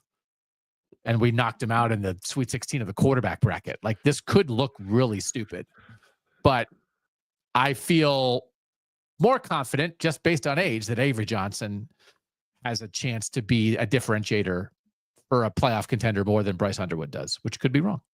Yeah. The thing that's hard for me is like, at what, like where the maxed out version of Avery Johnson, I still don't think is as good as what Bryce Underwood's ultimate ceiling is. Agreed. But is it better than his freshman ceiling? That's the question. I don't know. Like obviously I don't know. Who could know? Like are the top 2 seeds in next year's bracket Bryce Underwood and Dylan Raiola for this? Like he's a 5 as a true freshman who's never played a snap. I think yes, but as we've talked about this, I think I've come around to the idea that Bryce Underwood should have been the number 1 in this bracket. Okay. Which our guy John had the Michigan fan that's here so loyally had suggested that he thought Underwood should be the number 1 seed. So, next person in the chat who votes for either of them, we're going to let them determine it. And if not, we're going to let producer Mike determine it. So we will. Okay. I think Johnson is enough of a compelling case, but I certainly see the idea that Underwood is a super compelling case as well. So we'll leave it up to the audience / the producer, and we will abdicate our responsibilities. And if anybody wants to make a case, then we have the vote from Mike is in, and we'll go with Avery Johnson. Kevin in the chat and producer Mike both say Avery Johnson. Okay. So That is a tough one. Maybe that's bulletin board material for Bryce Underwood. Oh, you don't think I'm the most important quarterback in the North? How about this? How about 200 passing, 200 rushing against Oklahoma in week 2? And we can show Doug's idiotic points from March. So I'm here for that, which sets up a State of Kansas showdown. It's the Sunflower Showdown. Sunflower Showdown versus Jalen Daniels. You were ready for Avery Johnson to lose last round. So do you think Jalen Daniels has a case here? Yeah, definitely. They're like the same. It's like, what am I supposed to do with these two highly volatile quarterbacks who, if they're good, their team's going to win the Big 12? Like, I don't know. Tie? Like, if you make me want to pick one of these guys? Yeah. No, we've gone down this road before. Is the established, I mean, they're both volatile. They both have variance. Is the established volatility of Jalen Daniels a check mark in his favor in this discussion? Yeah, I think so. Is he more able, like, if one of them is not that good, who takes their team completely out of the discussion more? Daniels. Maybe Jalen Daniels. Yeah. So is Jalen Daniels going to win this quarterback bracket because he threw a bunch of picks last year? Oh, man. So many picks. He's got to win. I think so. Think that's possible.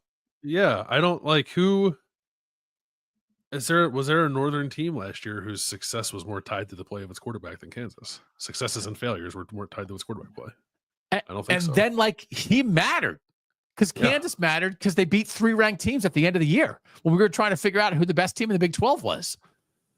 So, like, the impact of that, again, like, your excellence matters, and he's been in, like, preseason Heisman conversations before with his ceiling.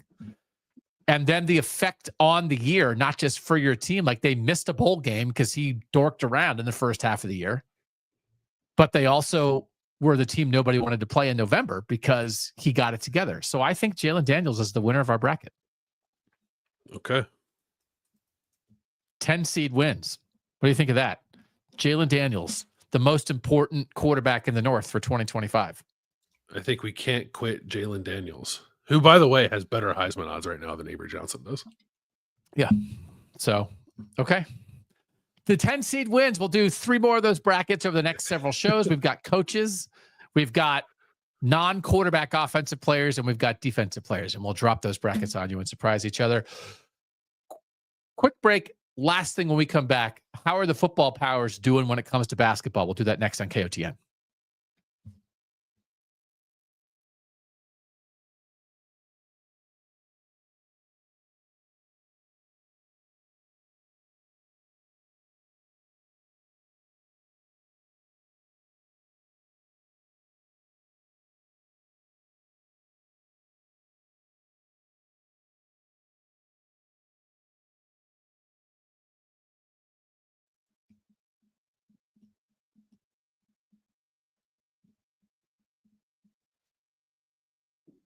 Doug Lesmerises, Bill Landis back. I had just a big, hearty 30-minute basketball football discussion prepared.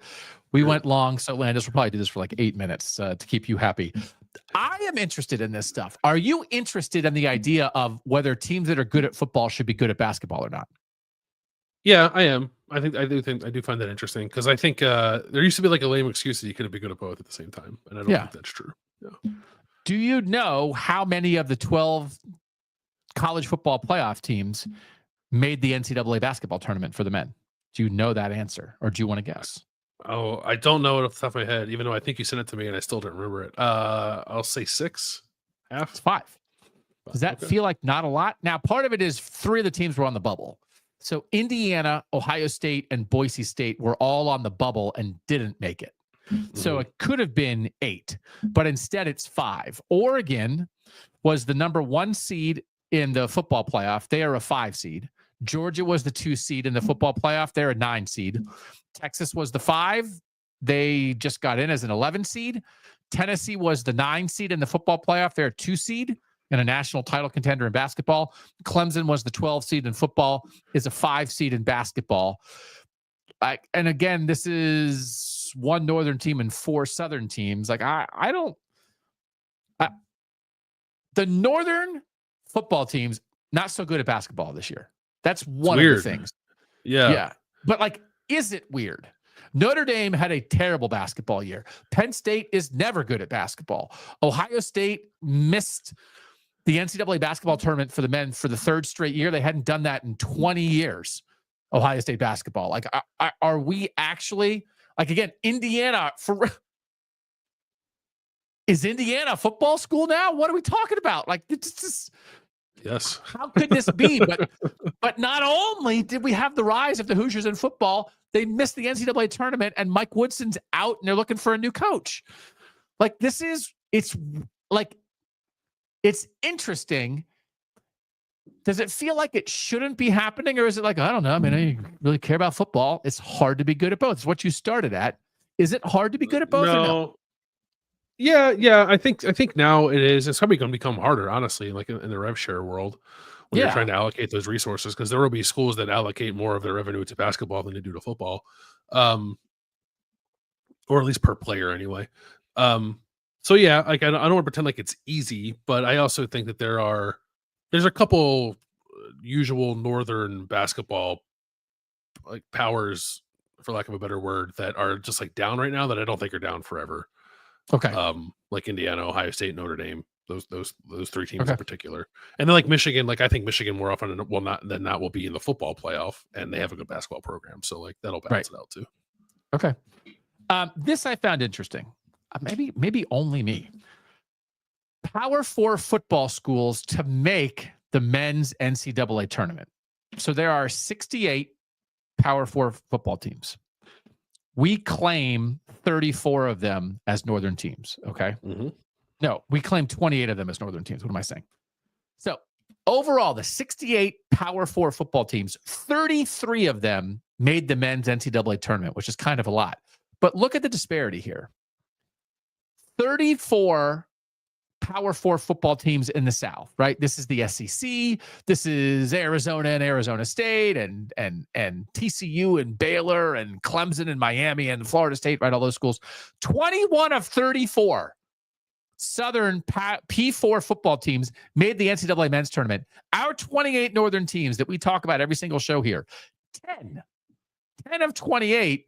And then the 6 border schools, which is the 4 California schools plus Louisville and Virginia Tech, UCLA and Louisville made it. So 2 of the 6. The difference between 21 of 34 in the South and 10 of 28 in the Northland is the 14 bids for the SEC. SEC basketball has been the story of the season all year. But to think about it North-South, like, what's up? And this is not the show to answer that question, but this is crazy to me. This is actually a little crazy to me. Yeah, it is. It's odd to see it laid out like this. I guess I would say, like, you laid out a couple of the bubble teams from the North. West Virginia got hosed. West Virginia got hosed. The committee hates the North.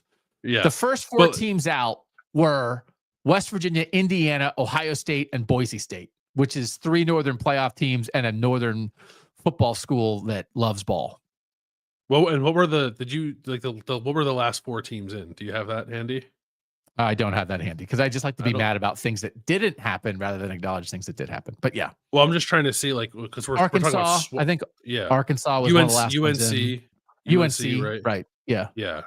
I think like Texas was close to that conversation too. So like there was. Yeah, they were. The South got some good. Yeah, I got some favorable leans. So now what are we talking about? Now we talk about Southern basketball bias. Is that where we are?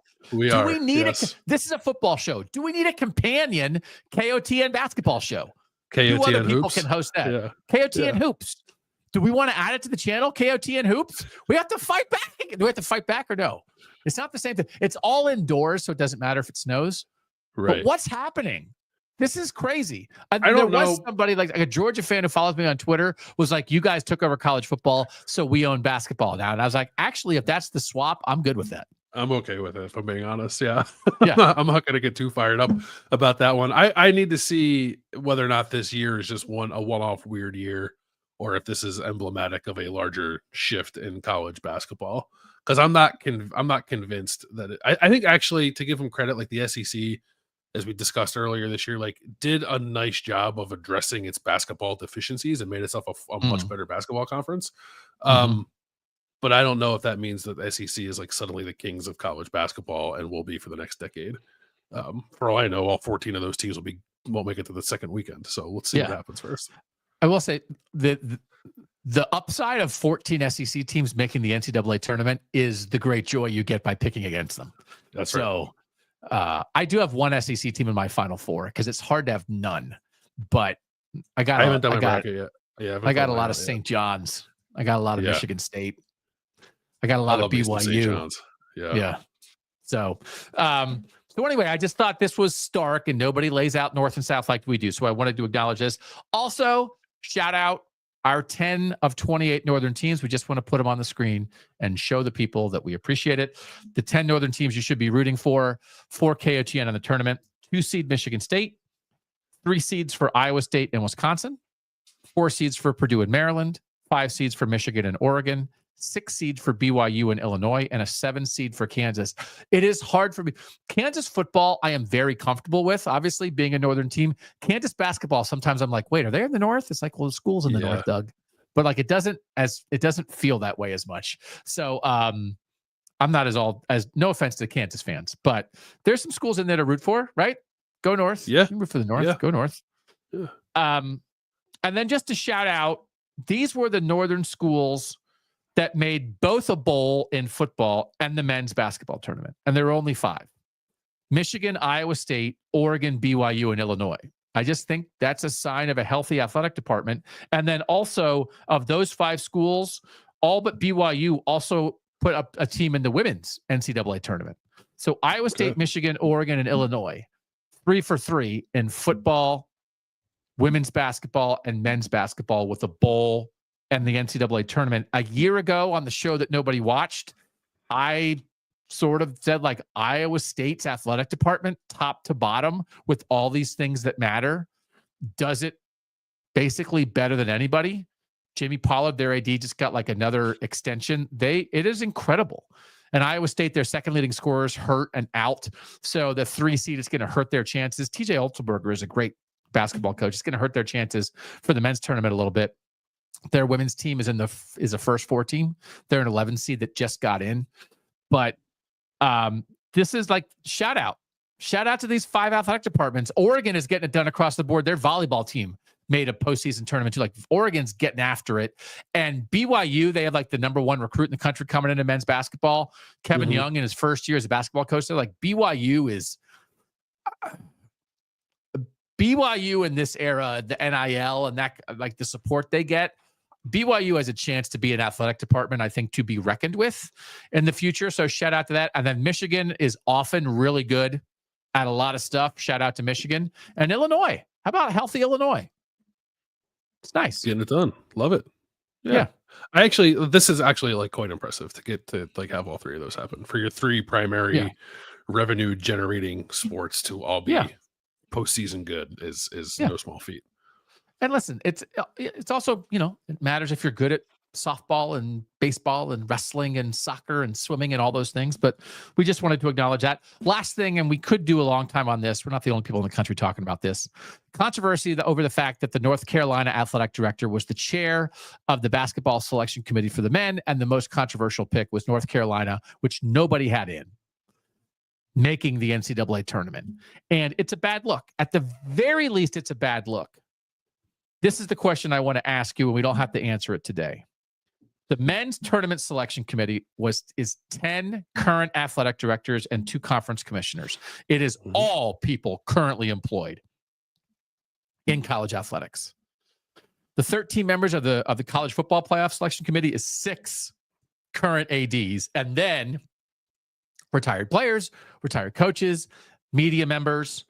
We already see with the playoff committee that you can find people who are not currently employed, but they won't get their hands completely out of the porridge. So it's still 6 of 13. Basketball is all the way there. Do you think this North Carolina thing, and I guess I don't know that I'm accusing them of anything, but it looks terrible. And actually, I think you have to acknowledge, even though when they discuss your team, you're not in the room, your presence can permeate things. And even if people don't realize they're doing it, Do you think this could spur all of this moving to no sitting athletic directors? Nobody currently employed. They're willing to give it up, whether it's bracketologists, whether it's retired. Put Mike Krzyzewski on the committee. Why is the current AD of North Carolina on the committee? Put Roy Williams on the committee. Yeah. Aren't there easy solutions? The football committee is already halfway there. Wouldn't it be easy? Here's the thing. What the secret? They like it. The ADs think it's fun.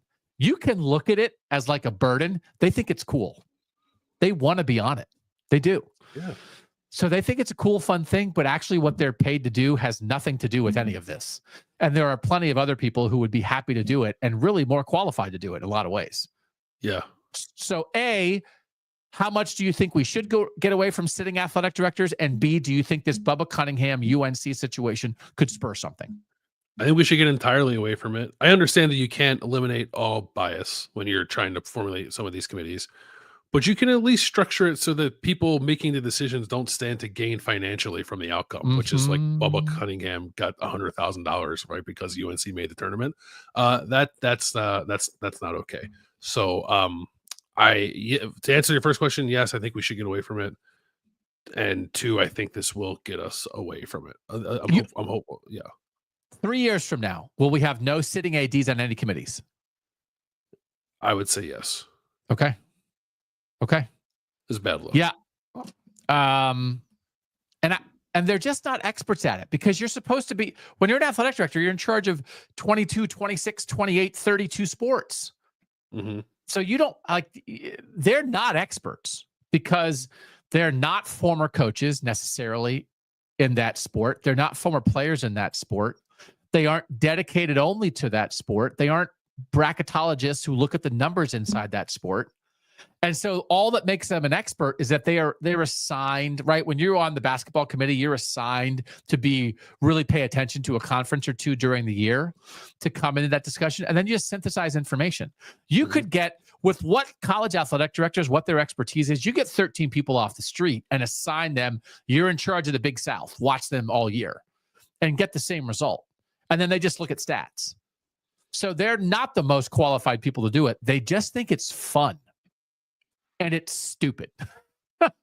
And I'm sorry that you probably should be in your office looking at budgets and talking to your NIL collective people and having your baseball coach and your field hockey coach and your soccer coach and go to swimming practice and that's your job. They only do it because it's cool, but like they get paid enough that you can take this cool thing away from them and it's okay. And let's get bracketologists on it. Let's get former coaches on it. Let's get former players on it. It's right there.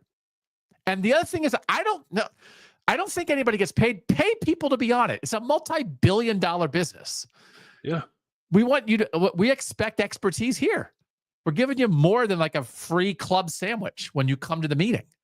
So it's also, stupid. as John pointed out in the chat, like they did a bad job this year. They do. Not even letting UNC and like half their seats don't make any sense this year. Yeah, they did. They did a bad job.